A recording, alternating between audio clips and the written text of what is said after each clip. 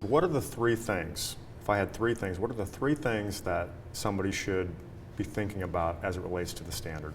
Yeah, so three things. Virtually all leases are going on balance sheet, so I think that everyone's very aware of that. But I think with that comes the challenge of data. And so what we're going to see a lot of companies start to think about is, one, the scoping. Do I have a handle on all of the leases I have? It's one thing to say something's papered as a lease, and so I know that that's going to go on balance sheet. But we see a lot of contracts, like data warehousing type arrangements or outsourcing arrangements where it may not be papered as a lease, but may actually be have a lease element embedded in it. And so companies are going to need to go through that process of evaluating whether arrangements that aren't typically papered as leases could contain leases.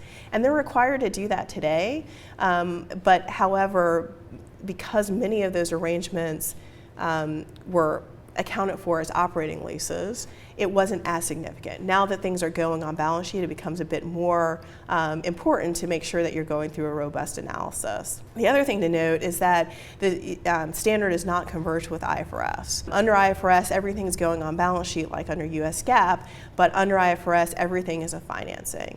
And so that creates some challenges for our multinational companies that will have to account for their leases under both US GAAP as well as IFRS and the underlying system implications of that. Yeah, so it sounds like in general, balance sheet impact, we have to put them on balance sheet, one. Two, embedded leases or things that are substantively leases that may not be papered as leases because the scope of what that universe might be subject to that analysis might be going up.